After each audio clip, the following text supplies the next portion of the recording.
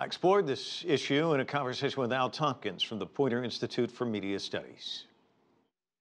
What do you expect most often is sometimes part of the definition of news. So if something happens that's unexpected, something that's relatively unheard of, unusual, then that's part of the definition of news. Because there's been so much violence in Pakistan over the years, um, it's not as unexpected as that kind of violence propping up in places like Belgium. So the fact that it's become routine is both the sad truth, but also one of the reasons, I suspect, why it gets less attention than it would if it was in Belgium. And then there's the whole Eastern, Western kind of culture. And Belgium is a crossroads in Western Europe. It certainly is an important part of what the United States would consider to be a series of allies throughout Western Europe. And so I think in many ways people think of Belgium the same way they think of Great Britain or France.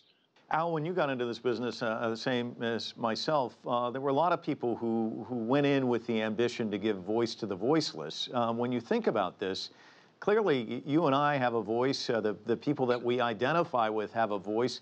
Some of these people in far-off lands, I mean, Somalia, Yemen, some of these other areas, they don't really have a voice. So what's lost when they aren't getting the coverage, per se, as someone in Belgium?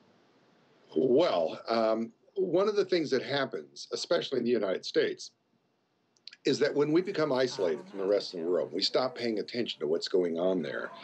And then there's some urgent thing that happens, and it will, and it always does.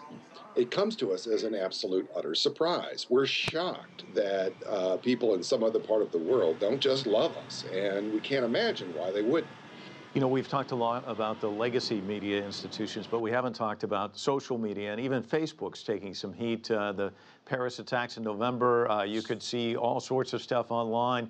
Not so much about the Beirut bombings, the twin suicide bombings that happened the day before. But yet that's where a lot of this conversation is occurring. Is it helping to drive this kind of conversation back and forth? How do you see social media playing into all of this? Well, remember that Facebook, Twitter, Instagram are far more popular in Western Europe and America, whereas other social media happen in other parts of the world. So let's remember that we shouldn't use the metrics of Facebook or Twitter globally because they're not uniformly popular globally. But it's also true that an awful lot of what you see or don't see on social media is premised on what other people have shared, liked, or commented on. So if those things don't get the kind of interaction that they would require in order to show up on people's feeds, they're not going to get nearly the traffic either. Al Tompkins joining us earlier from the U.S. state of Florida.